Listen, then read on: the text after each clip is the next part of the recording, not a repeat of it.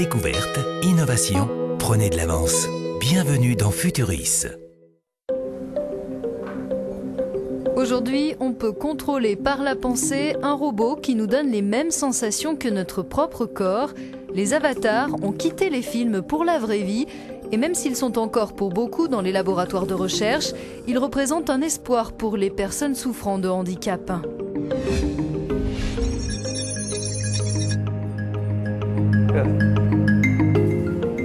À l'université de Barcelone, des scientifiques travaillent sur une étude européenne visant à lier le cerveau humain à un robot.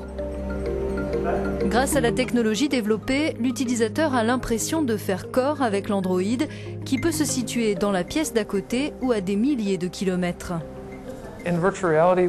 Dans la réalité virtuelle, on est représenté sous la forme de reproduction 3D qui se trouve dans un autre endroit. Et dans cet espace, quand on baisse les yeux, on peut voir que l'on a un corps et on se rend compte qu'il réagit. J'ai le sentiment que cette représentation virtuelle que je vois, c'est mon corps dans une certaine mesure. Et c'est intéressant parce que dans un sens, mon cerveau l'accepte comme étant mon corps.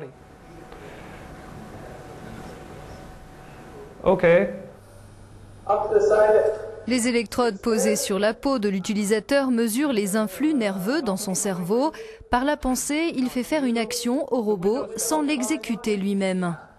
Les actions sont associées à des carrés qui envoient des flashs à des fréquences différentes. Et l'utilisateur peut déclencher une action simplement en portant son attention sur l'un des carrés. La fréquence des flashs sera reproduite dans le cortex cérébral visuel, donc on pourra détecter quel carré l'utilisateur est en train de regarder.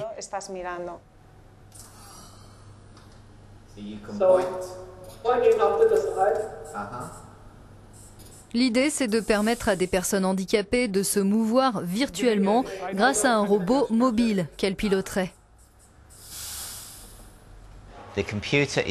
L'ordinateur est entraîné à reconnaître certains influx que le cerveau émet. Et ces influx ont des significations particulières. Par exemple, un influx peut vouloir dire « bouge un bras ». Pour un autre influx, ça peut être de bouger l'autre bras.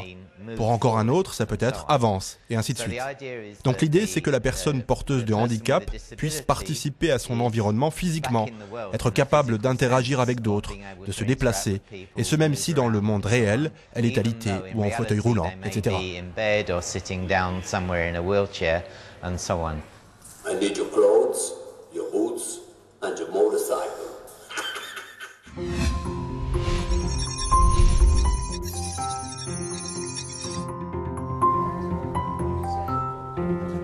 Utiliser un robot contrôlé à distance pour voyager, sans sortir de chez soi, pourquoi pas? Mais qu'en est-il des sensations ressenties quand on découvre le monde? Ici, une autre expérience a pour but de combler cette lacune. On a installé un dispositif de 2 caméras pour enregistrer des vidéos en 3D, un capteur accéléromètre pour mesurer les mouvements de la tête et la vitesse angulaire, ainsi qu'un système audio pour enregistrer du son 3D.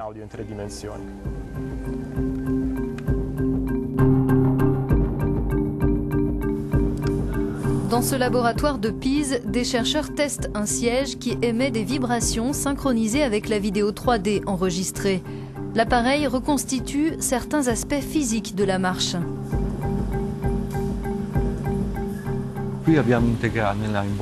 Dans cette expérience de marche contrôlée à distance, on a intégré au siège, en quelque sorte, les réactions physiques lors des vibrations, la perception de la vitesse, comme ça a été enregistré par les accéléromètres et les autres capteurs lors de la marche réelle.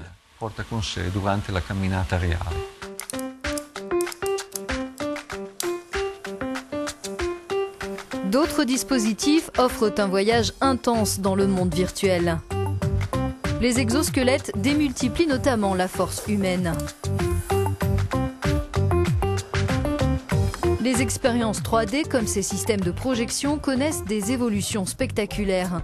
Toutes ces technologies permettront un jour de concevoir un personnage virtuel doté de plusieurs sens. L'incarnation virtuelle que nous réussirons à concevoir au final permettra à l'utilisateur de vivre une expérience sensorielle particulièrement riche. Il intégrera les réactions physiques liées à la vibration, le toucher, la conscience de la position de son corps, les impressions visuelles et auditives, de manière à recréer totalement l'impression de se trouver dans un autre corps, dans un personnage virtuel ou dans un robot contrôlé à distance et évoluant dans le monde réel.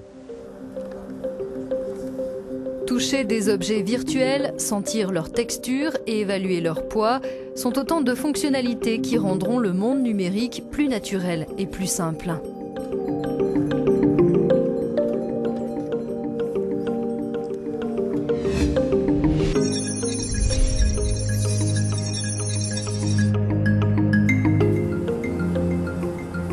Les technologies virtuelles sont aussi pleines de ressources pour changer le monde réel.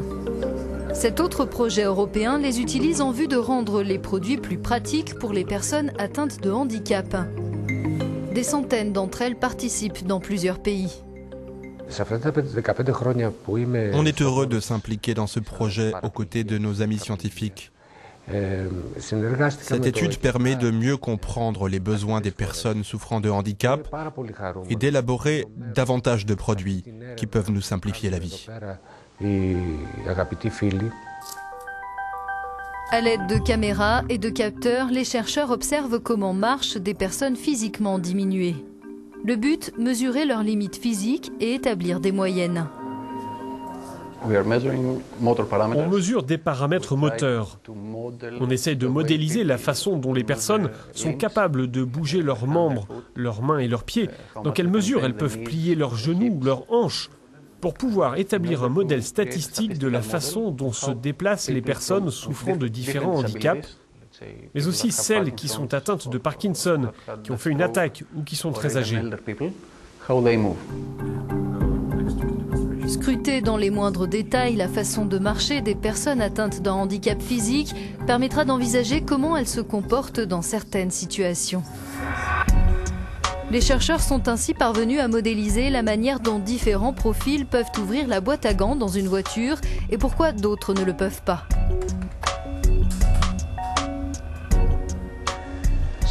C'est ici le point qu'ils doivent atteindre.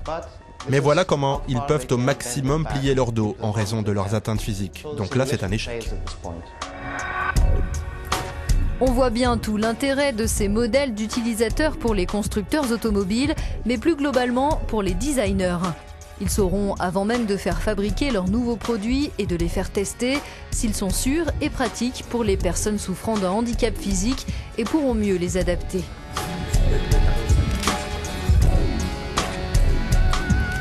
Le principal objectif de ce projet est de créer des modèles virtuels d'utilisateurs qui peuvent être utilisés par d'autres sociétés, d'autres PME ou dans le cadre d'autres projets pour tester leur design et évaluer leur degré d'accessibilité. Le monde virtuel, et notamment cette technologie qui permet aussi de simuler la vision d'un écran par une personne atteinte de glaucome, vise à améliorer les objets du quotidien et la qualité de vie de ceux qui se retrouvent diminués.